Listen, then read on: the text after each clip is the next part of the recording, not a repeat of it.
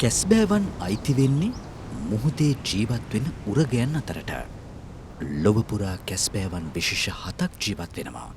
එයින් විශේෂ 5ක් ගල් කැස්බෑවා, බටු කැස්බෑවා, දාර කැස්බෑවා, ඔලුගෙඩි කැස්බෑවා හා පුතු කැස්බෑවා අපේ රටවටා මුහුදු කලාපයේ දකින්න පුළුවන්.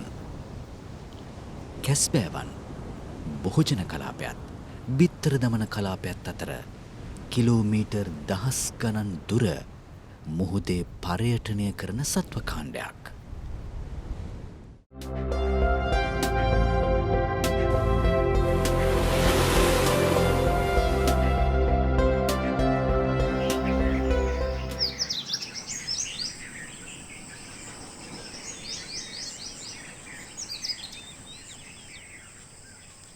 ලොවේ කොතනටත් හැම උදෑසනක්ම අලුත් දවසක්. කුමන වනාන්තරයටත් ඒ සංසිද්ධිය එහෙම්මමයි. කුමන වනාන්තරය ජාතික වනෝද්‍යානයක්. තියෙන්නේ අපේ රටේ ගිනිකොන පැත්තේ මුහුදයිනේ.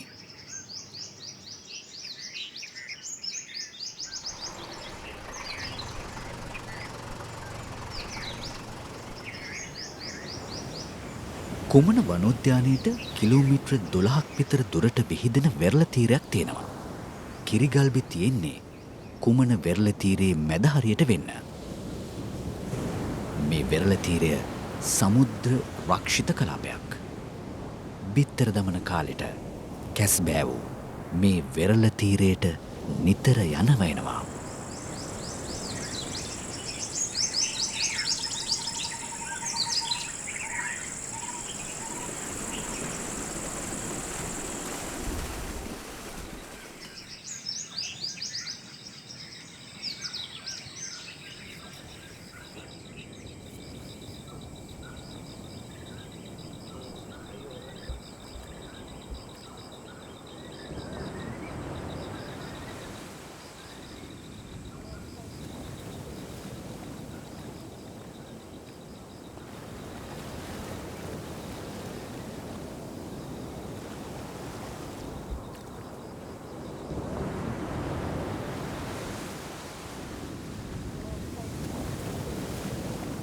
කැස්බෑවෝ බිත්තර දාන්න වැඩිපුරම එන්නේ දවල් දවස නෙවෙයි. දවල් දවස ගෙවිලා රෑ වෙනකොට. රාත්‍රී බිත්තර දමන්න එන කැස්බෑවන් වෙරළේ වලක් හාරලා බිත්තර දමලා වහනවා. වනාන්තරයේ පදිංචිකාරයෝ වල්ලූරා, නරියා කැස්බෑවන් වෙරළේ දාලා යන බිත්තර වලවල් හොයාගෙන හාරලා ආහාරයට ගන්න හපන්නෝ. එක අතකට ඒක සෝබාදාමේ හැටි.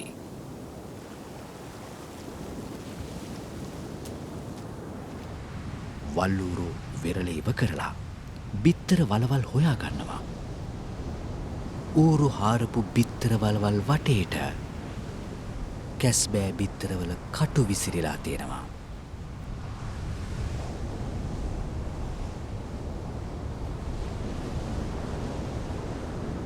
පසුගිය දවස්වල කුමනට එක දිගටම අනෝරා වැස්ස. වැස්ස නිසා දවස් ගානක් කැස්බෑ බිත්තර එකතු කරන්න බැරි වුණා. වැස්ස දවස් ටිකේ දාපු බිත්තර වලවල් කිහිපයක් ඌරන්ට අහු නොවී බේරිලා තිබුණා. දින කිහිපයක් පරණ වලවල් නිසා ඒ බිත්තර වලවල් ස්වාභාවිකවම තියෙන්න ඇරියා. තව දවස් ගණනකින් මේ වලවල් වල පැටව් එළියට එන්න තියෙනවා.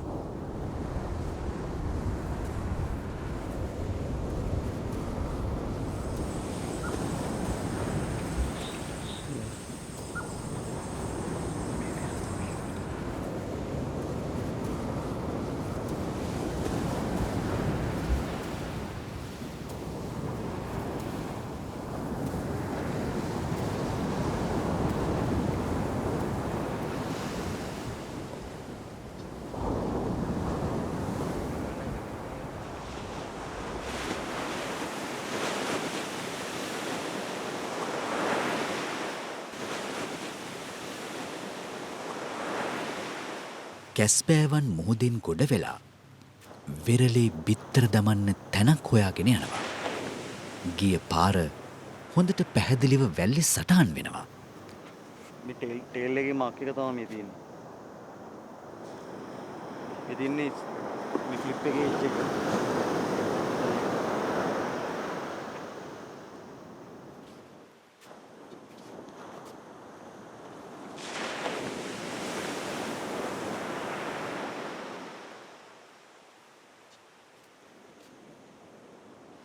කැස්බෑවක් ගිය පාර දිගේ ගියහම බිත්තර දාපු තැන හොයාගන්න පුළුවන්.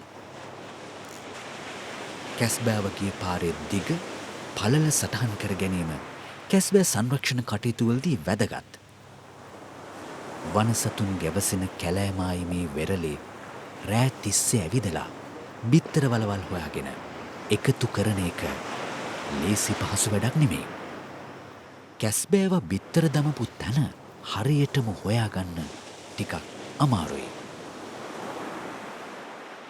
හේකබ් සහ පියුරිටා සාහිත්‍යයේ නිලධාරින් මේ සංරක්ෂණ කටයුතු කරන්නේ ස්වේච්ඡාවෙන් ඉදිරිපත් වෙලා. අවුරුද්දේ මාස 6ක් හේකබ් සහ පියුරිටාස් නිලධාරින් වනජීවී නිලධාරින්ගේ අධීක්ෂණය ඇතුව කුමන කැස්බෑ සංරක්ෂණ ව්‍යාපෘතියේ කටයුතු කරනවා.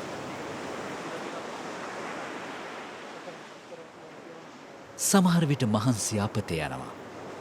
මොකක් හරි හේතුවක් නිසා කැස්බෑව මෙතන බිත්තර නොදා ආපහු හැරිලා ගිහින්. සමහර වෙලාවට විලෝපිකයන්ගෙන් බිත්තර බේරගන්න කැස්බෑවෝ බොරු වලවලුත් හදනවා.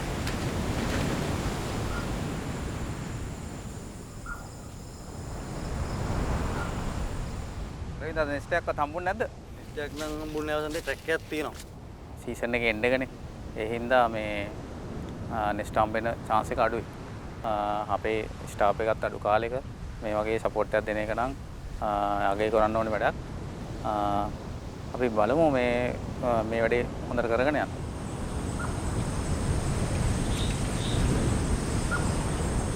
කැස්බෑවා වනජීවී හා වෘක්ෂලතා ආඥාපනතින් ආරක්ෂිත සත්වයෙක්. බිත්තර දමන්න ගොඩබිමට එන ප්‍රධානතම මුහුදු උරග කාණ්ඩය කැස්බෑවන්.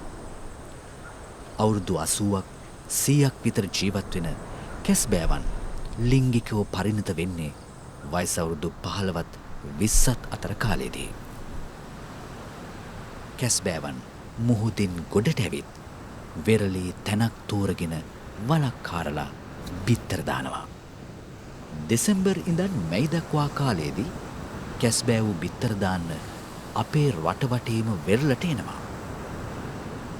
කැස්බෑවන් බිත්තර දමන්න තමන් ඉපදුන වෙරළටම එනවා කියලා කැස්බෑවන් ගැන පර්යේෂණ කරන අය කියනවා.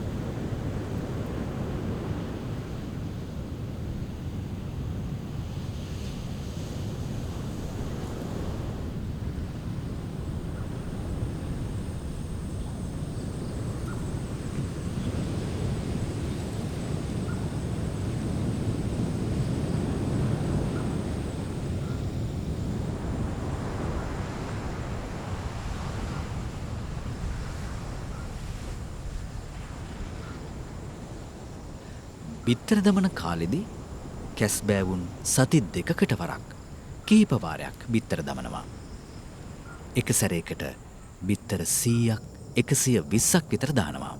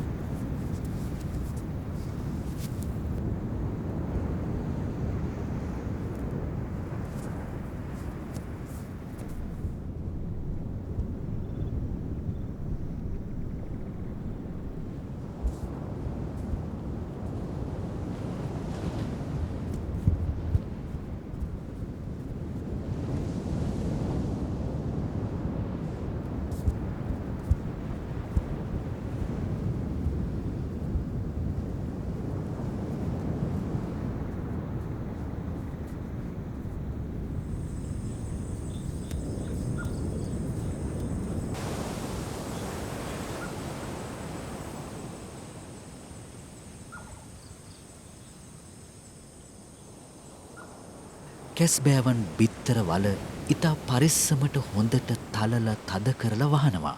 විලෝපික සතුන්ගෙන් බේරගන්න.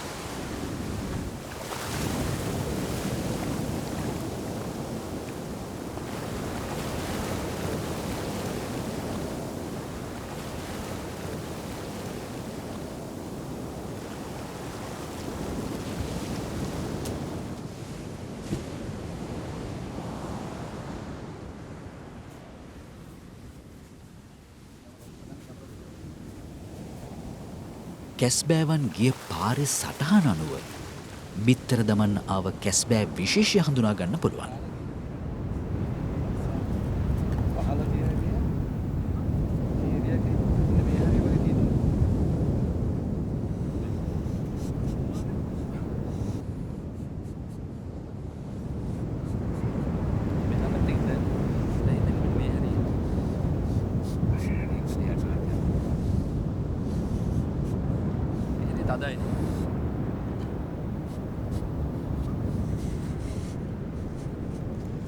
සිටි එක තමයි.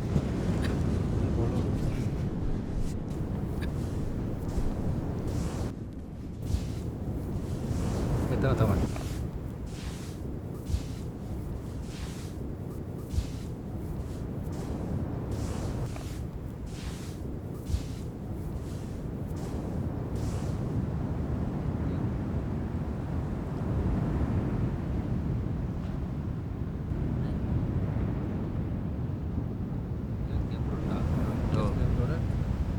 මේ ගැඹුරට දාලා දෙන්න.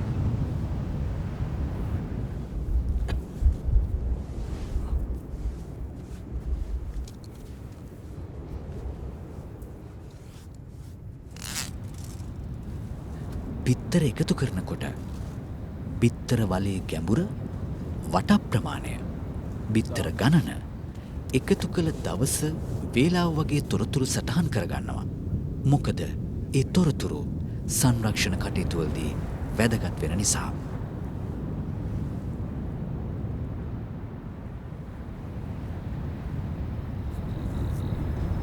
අපි දෙවියන්ට වගේ එක උඩින්ම තිබුණා. සාමාන්‍ය මේ වගේ කරුණු ටෝච් එකේ වැඩිද?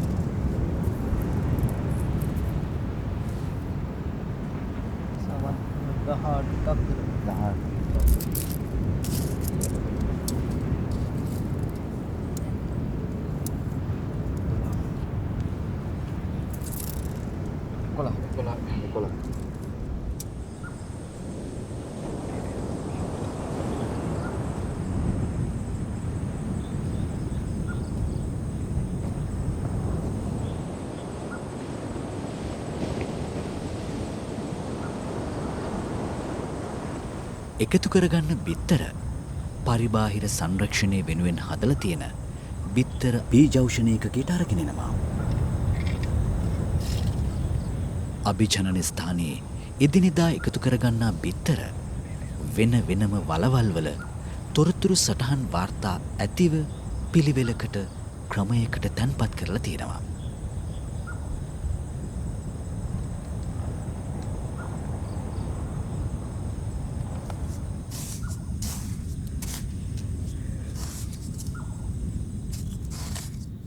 හතක් තියෙනවා. 37ක්.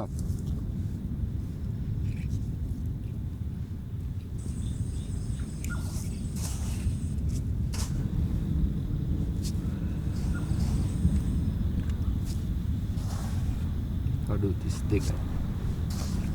ඉස්සෙල්ලගේ කිය 37යි.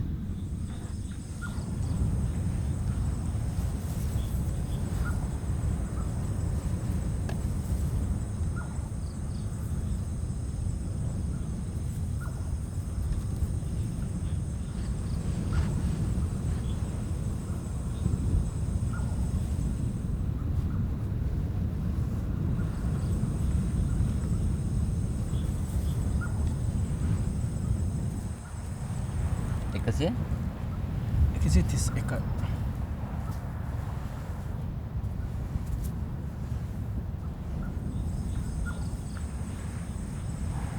එකතු කරගෙන ආව බිත්තර ස්වභාවික බිත්තර වලේ ගැඹුර වට ප්‍රමාණය 90ම හාරන වලක තැන්පත් කරනවා. තැන්පත් කරන බිත්තරවල බර, දිග පළල, බිත්තර අයිති කැස්බෑ විශේෂය වගේ තොරතුරු සටහන් කරනවා. කැස්බෑ සංරක්ෂණ කටයුතුවලදී මේ දත්ත ඉතා වැදගත් වෙනවා.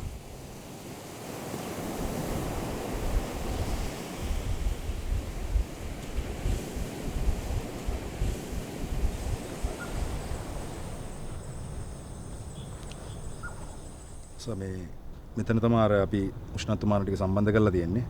මේ සෝලාර් පැනල් එකකින් මේ බලය දීලා මෙතන තියෙන යුනිට් එකෙන් මේ ඩිවයිස් 4ක් අපි හයි කරලා තියෙනවා.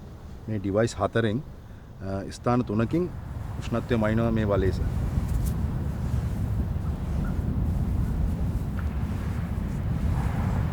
මේකේ ඩේටා කලෙක්ට් වෙන්න ඇප් එකක් කරාද? ඔව් සර්. දැනට මේ පරිගණක මුදුරාංගයක් නිර්මාණය කරලා තියෙනවා. දැන් මේ වගේම මේ අපි දැන් මේක මේ අපි සිදු කරන පරිබාහිර සංරක්ෂණයට අදාළ නිසා මේ වගේම ඒ සතා ඇවිල්ලා ස්වභාවික දාන ස්ථානයක මේ විදිහටම සෙන්සර් එකක් හයි කරලා ඉවරලා එතනත් ගන්නවා දත්ත ටික. මොකද ඒතර අපිට සංසන්දනාත්මකව බලන්න පුළුවන්. කියන්නේ අපි මේ සිදු කරන පරිබාහිර සංරක්ෂණ කටයුතු වලදී කොහොමද මේකේ උෂ්ණත්ව වෙනස් වීමක් වෙන්නේ? ඊළඟට ඒ සතා ස්වභාවික තැන්පත් කරන කැදල්ලක මේ වගේ උෂ්ණත්වමානයක් සවි කරලා තියෙනවා සර්. මොකද මේ එතකොට මට බලා ගන්න පුළුවන් මේ අපි කරන පරිබාහිර සංරක්ෂණය ඇතුළත සිදු කරන වලක කොහොමද උෂ්ණත්වය ඉහළ පහළ යන්නේ සහ ඒ ස්වභාවිකම සතා දාපු කැදල්ලක් තුළ උෂ්ණත්ව විචලනය වෙන්නේ කොහොමද කියලා සංසන්දනාත්මකව බලන්න පුළුවන්. ඒක තමයි අරමුණ මේ ප්‍රධාන එක. මේක මේ නියම ව්‍යාපෘතියක් විදිහට තමයි දැනට සිදු කරන්නේ. කොයි කාලේ වගේද දත්ත විශ්ලේෂණය කළා අපිට යම් තොරතුරක් ලබා ගන්න පුළුවන් වෙන්නේ. මේ සීසන් එක එන්ඩ් එකේදී මේ දත්ත ටික එකතු කරගෙන ඇනලයිස් කරලා මොන හරි කරන්න බලන්න සර්.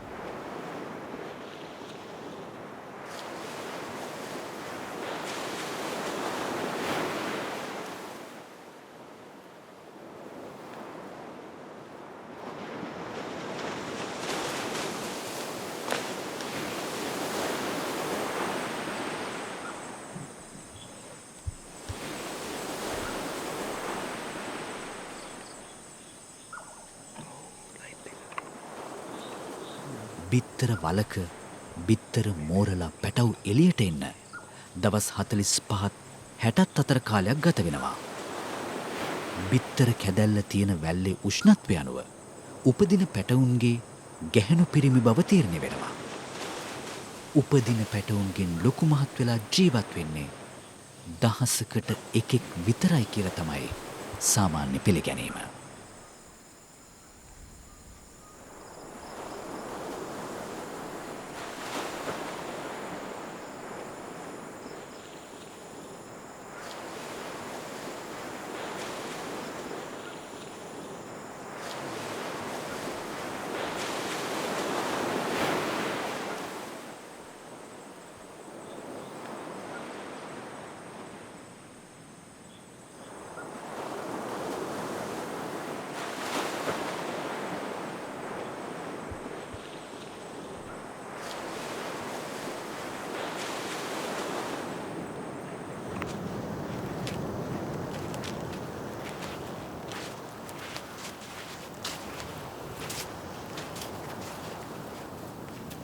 මේකේ පැටව ඉන්නවා. ගන්න. මේ කුඩයක් ගන්න පුළුවන්ද? ඔයක ඉන්නවා. පැටව ටික අපි කී දෙනෙක් ඉන්නවද කියලා ගණන්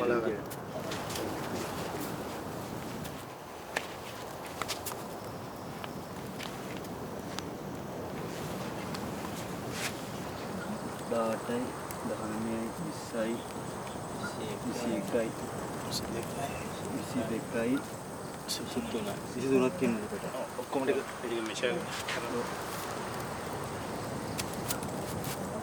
ඩේටා එන්ටර් කරගන්න. මම දාගන්නවා. පැටවු ටික ඉක්මනින් මේ රිලීස් කරන්න. මේ අද කොච්චර විතර එකතු වුණාද? දැනට අපි විතර 10000කට වැඩි ප්‍රමාණයක් එකතු කරගෙන තියෙනවා. මේ කිරිගල්බේ ස්ථානයේ අපි කරන්නේ මේ කැස්බෑ විශේෂ පරිබාහිර සංරක්ෂණය. මෙම ක්‍රියාවලිය තුළින් මේ සමහරලාට පරිසරයේ ආහාර දාමය බිඳ වැටෙන්න පුළුවන්. බිත්තර වෙරළට ඇහිල්ලා දැම්මට පස්සේ බිත්තර සමහරලාට ඌරා නරියා ඒ වගේ විශේෂ ආහාරයට ගන්නවා. ඉතින් ඒ වගේම සාගර පද්ධතියේදීත් කකුළුවන් ඊට පස්සේ වෙනත් මත්ස්‍ය විශේෂ ආහාරයට ගන්නවා. ඉතින් මේ බිත්තර එකතු කරණීමේදී සමතුලිතතාවයක් වෙන විදිහට තමයි අපි පරිබාහිර සංරක්ෂණය කරන්න ඕනේ. ස්වාභාවික දාන බිත්තර පරිබාහිර සංරක්ෂණය කිරීමේ ක්‍රමයේදී මම හිතන්නේ ඒ පරිසර පද්ධතිය ආහාර දාමයන් තුලිත වන විදිහට අපි සීමාවක් තියාගෙන කළොත් හොඳයි. ඒක මේ සීමා ඉක්මවා යන්නේ නැතුව. ඔව් එහෙම ප්‍රශ්නයක් ඇති වෙනවා නම් අපි ඔබතුමාලාගේ දෙපාර්තමේන්තුවේ ගයිඩ්ලයින් වලට අනුව මේ වැඩ කටයුතු සිදු කරගෙන යමු.